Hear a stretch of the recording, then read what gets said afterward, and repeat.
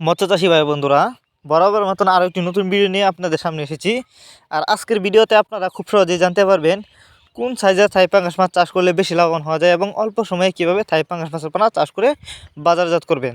তাই ভিডিওটিকেও কেটে কেটে না দেখেও বিশেষ সম্পূর্ণ দেখতে থাকুন, কেটে কেটে দেখলে কিছুই বুঝতে পারবেন না। বিকজ থাই পাঙ্গাস মাছ এটি একটি লাভজনক মাছ, তবে আপনি যত বড় সাইজের পোনা ক্রয় করবেন তত তাড়াতাড়ি কিন্তু মাছগুলো চাষ করে বাজারজাত করতে পারবেন। তো অনেকেই কিন্তু থাই পাঙ্গাস মাছের রেণু চাষ করতে চান এবং অনেকেই পোনা চাষ করতে চান। তো আপনারা চাইলে ভিডিওতে যে মাছের পোনাগুলো দেখতে পারতেছেন, এই মাছের পোনাগুলো আমাদের কাছ থেকে সংগ্রহ করে চাষ করতে পারবেন। এগুলো কিন্তু নতুন চাষের এবারের নতুন পোনা দেখতেই পারতেছেন। মাছগুলি কিন্তু অনেকটা বড় সাইজের। আপনারা যদি এই মাছগুলি চাষ করেন একক বা মিশ্রভাবেও চাষ করতে পারবেন।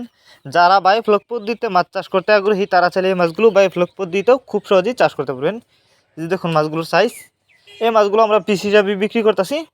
আপনারা যদি এই মাছগুলো আমাদের কাছ থেকে সংগ্রহ করতে চান, আমাদের ভিডিও টাইটেল এবং ভিডিও ডেসক্রিপশন বক্সে আমাদের ফোন নাম্বার দেওয়া আছে, আমাদের সাথে যোগাযোগ করে মাছগুলো সংগ্রহ করতে পারবেন।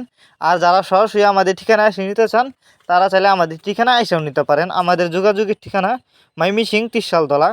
আমাদের কাছ থেকে বাংলা কাপ জাতীয় মাছ থেকে শুরু করে ক্যাটফিশ জাতীয় মাছের চারা রেণু পানায় সর্বোচ্চ কম দামে আমাদের কাছ থেকে সংগ্রহ করতে পারবেন।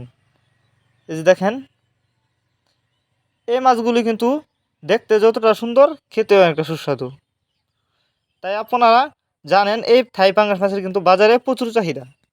আর অনেকে এই মাছগুলো চাষ করার জন্য আগ্রহী, কিন্তু সবচেয়ে বড় কথা হলো অনেকে রেণু চাষ করতে গিয়ে কিন্তু লস খেয়েছেন। এর কারণ হচ্ছে অনেকে জানেন না কিভাবে রেণু চাষ করতে হয়।